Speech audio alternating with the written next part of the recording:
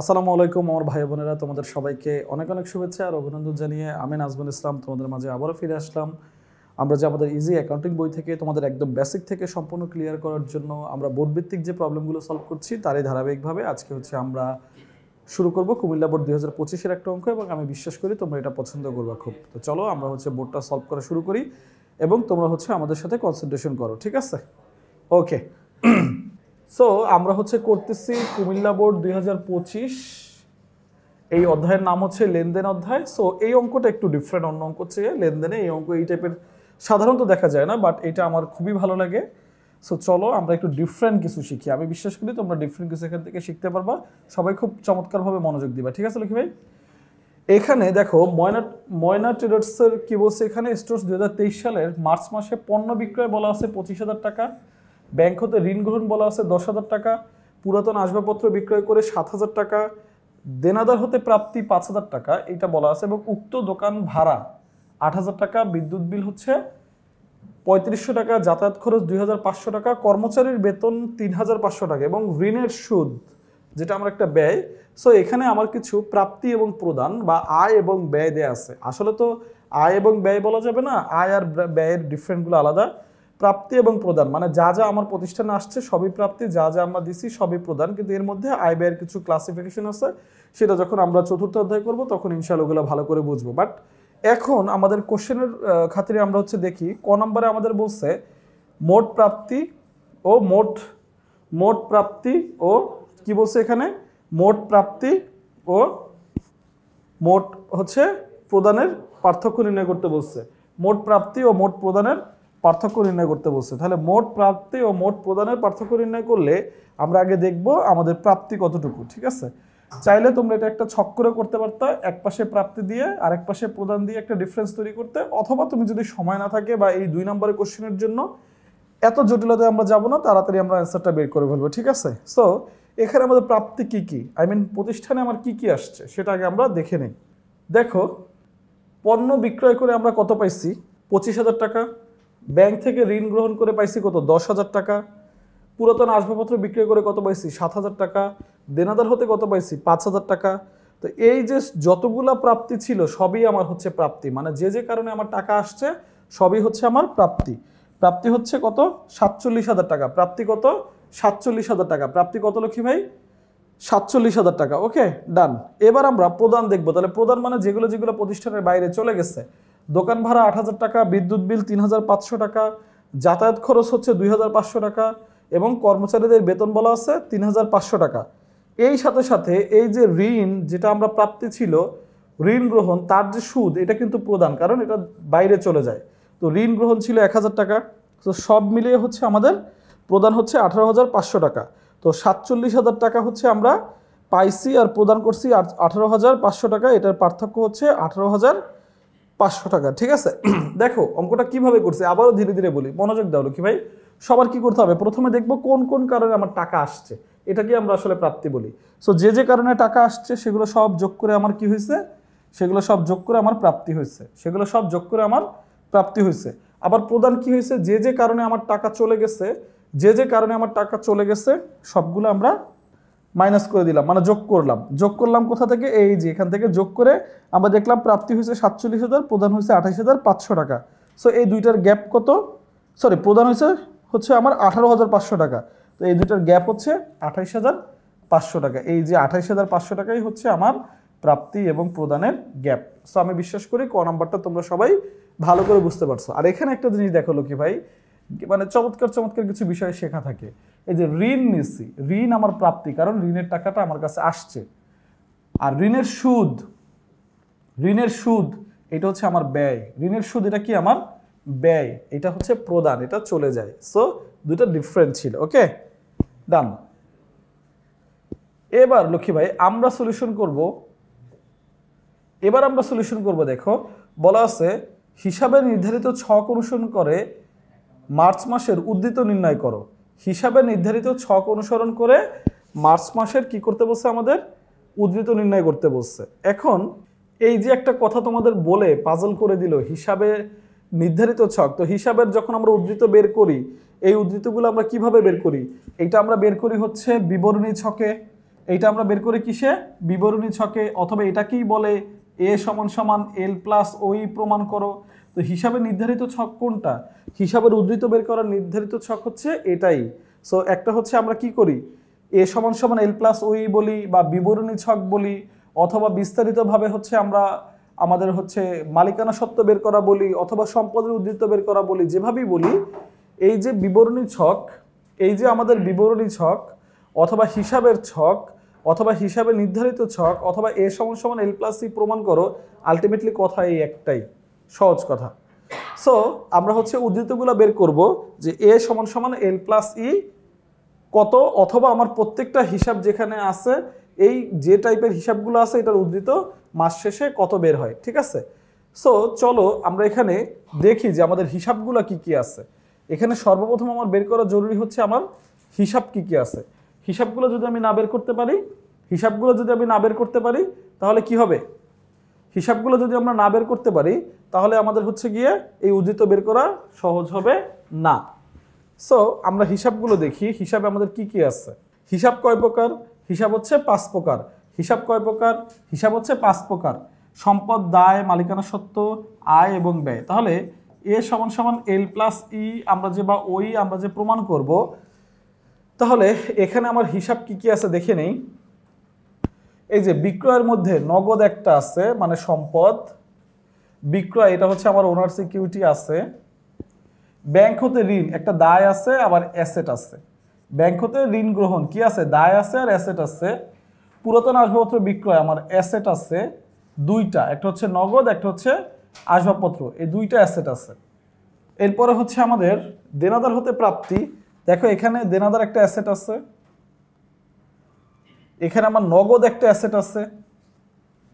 এই যে ভাড়া, ভাড়া আমার একটা এক্সপেন্স ওনার সিকিউরিটি, ভাড়া আমার ওনার সিকিউরিটির মধ্যে পড়বে আমরা পাইছি। বিদ্যুৎ বিল এটা ওনার সিকিউরিটির মধ্যে পড়বে, আর এখানে নগদ আছে মানে অ্যাসেট আছে, এখানেও আমার অ্যাসেট আছে নগদ নামে, ঠিক আছে।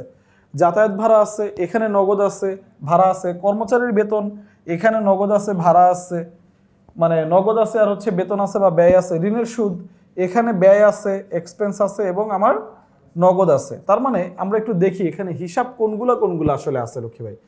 তাহলে হিসাব এখানে যদি আমরা ক্লাসিফাই করি, নগদ আছে, ঋণ আছে এটা দায়ের দিকে, আসবাবপত্র আছে, দেনাদার আছে। তার মানে সম্পদের দিকে আমাদের এখানে কি কি আছে, নগদ আছে, আসবাবপত্র আছে আর দেনাদার আছে। সম্পত্তির দিকে হিসাবে কি কি আছে, নগদ আছে, আসবাবপত্র আছে আর দেনাদার আছে। আর মালিকানা সত্ত্বের দিকে কি আছে, ঋণ আছে। মালিকানা সত্ত্বের দিকে দায়, এ সমান সমান এল প্লাস ওই আমরা বলি না, তো এই যে আমাদের দায়ে এখানে কি আছে, ঋণ আমরা পাইছি। ওনার সিকিউরিটিতে কি আছে, ভাড়া, বিদ্যুৎ বিল, যাতায়াত খরচ। ওনার সিকিউরিটিতে কি আছে, ভাড়া, বিদ্যুৎ বিল, যাতায়াত খরচ, কর্মচারীর বেতন, ঋণের সুদ, এগুলো সবই হচ্ছে আমার ওনার সিকিউরিটির, কারণ এগুলো হচ্ছে আয় এবং ব্যয়, সাথে এই যে বিক্রয় সহ। সো আমরা এবার ছকটা করব, যেটা সেই ছকটা আমাদের হবে, দেখো এই যে ছকটা এ সমান সমান এল প্লাস ওই, এ সমান সমান এল প্লাস ওই, এই যে আমরা ছকটা করলাম এই ছকে। তাহলে আমাদের এখানে সম্পত্তির পাশে কি ছিল, 1 নগদ, 2 প্রাপ্য, 3 হচ্ছে আমার আসবাবপত্র, শেষ। এই পাশে কি আছে, দায়ের ক্ষেত্রে 1 ব্যাংক ঋণ, দায় একটাই আছে, আর এই পাশে হচ্ছে ওনার সিকিউরিটি হচ্ছে আমার আরেকটা, এবং এইখানে ওনার সিকিউরিটির আমার হিসাবগুলা আছে। সো এই হিসাবগুলো আমরা তাহলে এবার দেখি প্রথম থেকে কি হয়েছে। যখন আমরা প্রথমে বিক্রয় করছি, কি বলা ছিল, নগদে বিক্রয় করছি, তো নগদে যখন আমরা বিক্রয় করছি তখন আমার কি হয়েছে, নগদ টাকা বাড়ছে। আর বিক্রয় করলে আমার আয় হয়, বিক্রয় করলে আমার আয় হয়, তার মানে মালিকানা সত্ত্ব বাড়ছে।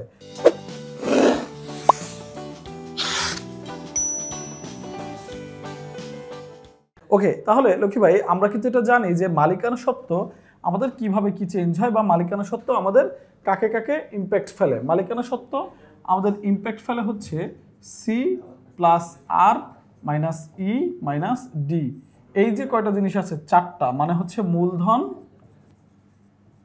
উত্তোলন, আয় এবং ব্যয়। এই 4টা হিসাব হচ্ছে আমার মালিকানা সত্ত্বের মধ্যে অন্তর্ভুক্ত, এবং এই 4টা হিসাব আমার মালিকানা সত্ত্বকে চেঞ্জ করে, এই 4 ধরনের যেটা আছে। তাহলে আমরা চলো এগুলোর এবার পরিবর্তন আমরা দেখি কোনটা কি হয়েছে। তাহলে বছরের শুরুতে যখন আবারও বলছিলাম তোমাদের যে নগদে আমরা বিক্রয় করছি, বিক্রয় করলে নগদে আমার নগদ টাকা বাড়ছে, আমার মালিকানা সত্ত্ব বাড়ছে।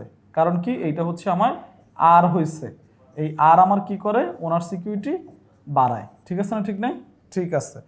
এরপরে দেখো আমাদের পরবর্তী লেনদেনে কি ছিল লক্ষ্মী ভাই, ব্যাংক থেকে যখন আমরা ঋণ নিছি, ব্যাংক থেকে যখন আমরা ঋণ নিছি, ব্যাংক থেকে ঋণ নিলে আমার কি হয়েছে, ব্যাংক থেকে ঋণ নিলে আমার নগদ টাকা বাড়ছে, ব্যাংক থেকে ঋণ নিলে আমার নগদ টাকা বাড়ছে।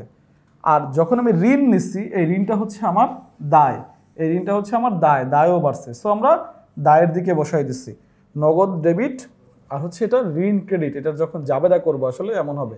বাট হিসাবের চেঞ্জগুলো আমরা দেখে ফেললাম, আমাদের কি বাড়ছে, নগদ এবং ঋণ। ডান।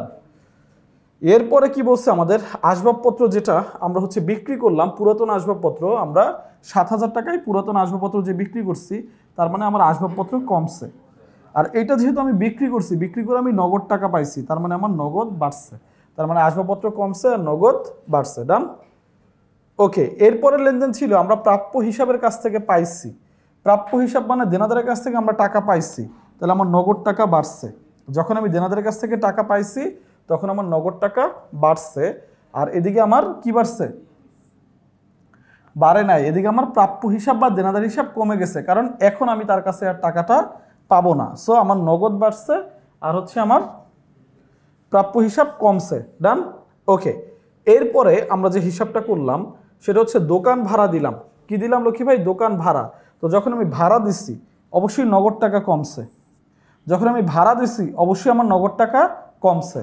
সো ভাড়া দিতে হলে আমার মালিকানা সত্ত্বও কমছে, কারণ এই যে একটা লেনদেন এক্সপেন্স যেটা আমরা এখানে লিখি সি প্লাস আর মাইনাস ই মাইনাস ডি, এই যে এক্সপেন্স, এই এক্সপেন্স হচ্ছে এইটা, তার মানে হচ্ছে আমার মালিকানা সত্ত্ব কমছে।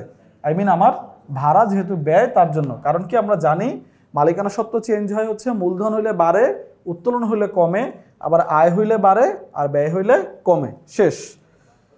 এরপরে পরবর্তী যে লেনদেন ছিল বিদ্যুৎ বিল দিছি, সেম দেখো প্রত্যেকটা ব্যয়ের সেম কাহিনী, নগদে দিছি নগদ কমছে, ব্যয় হয়েছে মালিকানা সত্ত্ব কমছে, নগদে দিছি নগদ কমছে, নগদে দিছি নগদ কমছে, ব্যয় হয়েছে মালিকানা সত্ত্ব কমছে। ডান। এরপরে হচ্ছে যাতায়াত ভাড়া দিছি নগদ কমছে, ব্যয় হয়েছে মালিকানা সত্ত্ব কমছে। এরপরে হচ্ছে তোমার বেতন খরচ, দেখো সেম, নগদ কমছে, বেতন মানে খরচ, মালিকানা সত্ত্ব কমছে। এরপরে হচ্ছে সুদ প্রদান ঋণের, দেখো ঋণের সুদ দিছি নগদ টাকা কমছে, মালিকানা সত্ত্ব কমছে। তার মানে এই যে আমাদের পাঁচটা প্রায় ব্যয় ছিল, পাঁচটা প্রায় ব্যয় ছিল, এই পাঁচটা ব্যয় আমার মালিকানা সত্ত্ব কমছে আর একটা আয়ে আমার মালিকানা সত্ত্ব বাড়ছে। আর এদিকে পাঁচটা ব্যয় আমি নগদে দিছি, তার জন্য আমার নগদ কমছে। সো প্রত্যেকটা হিসাব আমরা এখান থেকে করে ফেললাম। এখন আমাদের ব্যালেন্স টানার নিয়ম যে প্রত্যেকটা ব্যালেন্স কত। তাহলে দেখো আসবাবপত্রের ব্যালেন্স একটাই -7,000, প্রাপ্য হিসাবের ব্যালেন্স -5,000, নগদের ব্যালেন্স এই যে এইটা যোগ করে কত হয় দেখো, 25 আর 5 30, 30 আর 10 40, 40 আর 7 47, 47,000 টাকা থেকে তোমার আবার এই যে টাকাগুলো কত আছে এখানে, এই টাকাগুলো হচ্ছে তোমার 18,500, তার মানে হচ্ছে তোমার এখান থেকে 28,500 টাকা তোমার হাতে এখনো নগদ আছে। আর এই ওভারঅল তিনটা মিলে যেটাকে আমরা অ্যাসেট বলি, এই প্লাস মাইনাস মিলে আমার হাতে এখনো 16,500 টাকার অ্যাসেট আছে এইটা। এবার দেখি আমাদের মালিকানা সত্ত্ব, প্রথমে আয় হয়েছিল 25,000, এরপর ব্যয় হইতে হইতে মালিকানা সত্ত্ব কমতে কমতে গিয়ে 6,000-এ আছে। আর এদিকে আমার দায় বেড়ে আছে, ঋণ বেড়ে আছে কত, 10,000।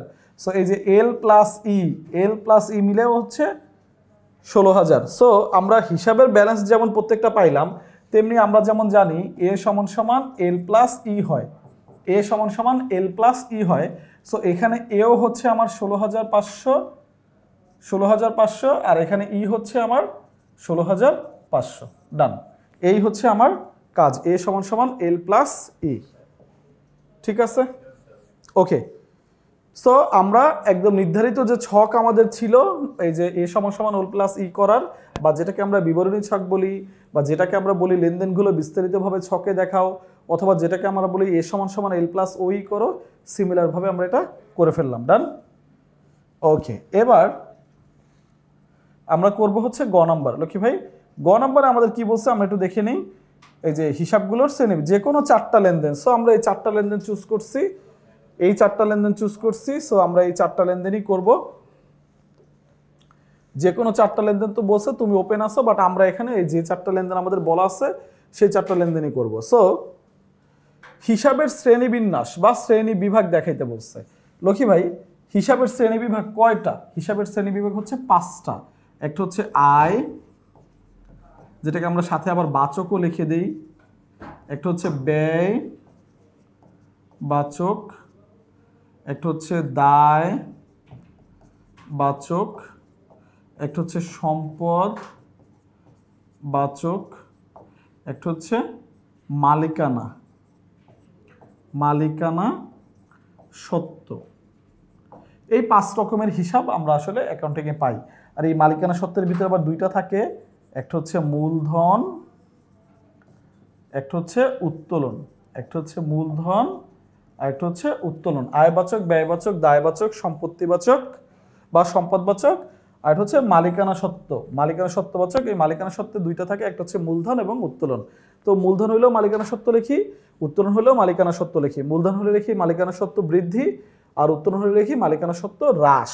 ওকে, সো আমরা চলো এই যে হিসাবগুলো আমরা করব, আমরা 4টা হিসাব করব। প্রথমে নগদে বিক্রয় করব, ভাড়া, তারপরে দেনাদার এবং বেতন। সো এই যে আমরা হিসাবগুলো করব, হিসাবগুলো আগে আমরা একটু বের করে নিই। ঠিক আছে, নগদে যখন আমরা বিক্রয় করি, লক্ষ্মী ভাই এটার পাশে আমি একটু ছক দিই। নগদে যখন আমরা বিক্রয় করি কি হয় জানো? নগদে বিক্রয় করলে আমার নগদ টাকা বাড়ে, এর জন্য আমরা লিখি নগদান হিসাব ডেবিট। আর এই বিক্রয় করলে আমার আয় হয়, এর জন্য আমরা এটাকে লিখি বিক্রয় হিসাব ক্রেডিট। এটা হচ্ছে ডেবিট ক্রেডিট সাথে করাই দিচ্ছি। নগদান হিসাব ডেবিট, বিক্রয় হিসাব ক্রেডিট। কেন নগদান হিসাব ডেবিট তাও বলে দিচ্ছি। অ্যাসেট বাড়লে ডেবিট, আর ওনার সিকিউরিটি বাড়লে ক্রেডিট বা আর। সো আমার সম্পত্তি বাড়ছে এর জন্য ডেবিট, আর বিক্রয় হচ্ছে আমার ওনার সিকিউরিটি বা আয় বাড়লে ক্রেডিট। সো আমরা এখানে হিসাব পেয়ে গেলাম, সম্পত্তি হচ্ছে সম্পদবাচক আর আয় হচ্ছে মানে বিক্রয় হচ্ছে আয়বাচক। ঠিক আছে লক্ষ্মী ভাই, গেল। এরপরে দেখো ভাড়া, ভাড়া যখন আমরা প্রদান করি আমার ভাড়া একটা ব্যয় হয়, ভাড়া হিসাব ডেবিট। আর ভাড়া দিতে আমার কি লাগে? নগদান, নগদান হিসাব ক্রেডিট। কত? সম্পদ আর ব্যয়, ভাড়া হিসাব ডেবিট, ভাড়া হিসাব ডেবিট, নগদান হিসাব ক্রেডিট, ভাড়া হিসাব ডেবিট, নগদান হিসাব ক্রেডিট। ভাড়া আমার জন্য কি একটা ব্যয়বাচক হিসাব, আর নগদ এই আগেও সম্পদ এখনও সম্পদ, নগদ হচ্ছে আমার সম্পদ। সো এভাবে ডেবিট ক্রেডিট করে করেই আমরা কিন্তু আসলে আমাদের হিসাবগুলো বের করি। এরপর যখন আমরা দেনাদারের কাছ থেকে পাই বা প্রাপ্যর কাছ থেকে পাই, দেনাদার মানে যার কাছে আমি টাকা পাবো, তখন আমার নগদ টাকা বাড়ে, নগদান হিসাব ডেবিট। আর প্রাপ্য হিসাব নগদান হিসাব ডেবিট, আর হচ্ছে তোমার প্রাপ্য হিসাব কি? প্রাপ্য হিসাব হচ্ছে ক্রেডিট। দেখো লক্ষ্মী ভাই, আমি যখন নগদ টাকা পাই সেটা আমার সম্পদ, যার কাছ থেকে আমি টাকাটা পাই, যাকে আমরা প্রাপ্য বলি বা দেনাদার বলি, সেও আমার সম্পদ। তার মানে নগদও আমার একটা সম্পদ, আর হচ্ছে আমার প্রাপ্য একটা সম্পদ। এখন বলতে পারো একবার ডেবিট একবার ক্রেডিট কেন? আমরা এটা জানি যে এ যদি বাড়ে তাহলে ওটা ডেবিট হয়, আর এ যদি কমে তাহলে এটা ক্রেডিট হয়। ঠিক আছে, ডান। ওকে, এরপরে কি বলছে? বেতন প্রদান। এরপরে কি বলছে? বেতন প্রদান। এরপরে কি বলছে? বেতন প্রদান। বেতন মানে কি? ব্যয়। তাহলে বেতন আমার দিলে কি টাকা খরচ হয়েছে না? বেতন হিসাব ডেবিট, ব্যয় হয়েছে। আর কি কিসে দিছি? নগদে দিছি, তার মানে নগদান হিসাব ক্রেডিট। বেতন হিসাব ডেবিট, নগদান হিসাব ক্রেডিট। এই বেতন আমার জন্য একটা ব্যয় ডেবিট, আর নগদান হিসাব হচ্ছে আমার জন্য একটা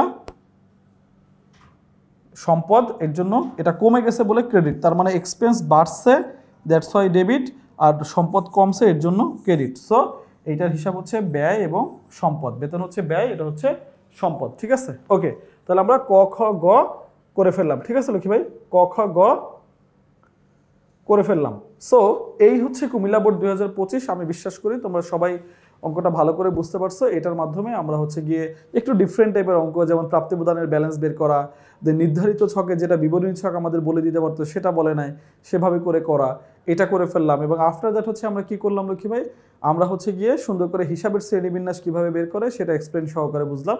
সো আমি বিশ্বাস করি তোমরা এটা পছন্দ করছো এবং এভাবে এই অঙ্কগুলো বারবার প্র্যাকটিস করবা। আর তোমাদের কাছে একটা রিকোয়েস্ট কি ভাই, যখন ডিফারেন্ট টাইপের অঙ্ক থাকে একটু মানে ডিফারেন্ট, তখন নোট করে রাখবে এবং ওই অঙ্কগুলো বারবার করবা, কারণ যদি চলে আসে সবার আগে তুমি ইজিলি অ্যান্সার করে মার্কস ক্যারি করবে। ঠিক আছে, তোমাদের সবার জন্য শুভকামনা রইল। আল্লাহ হাফেজ, আসসালামু আলাইকুম।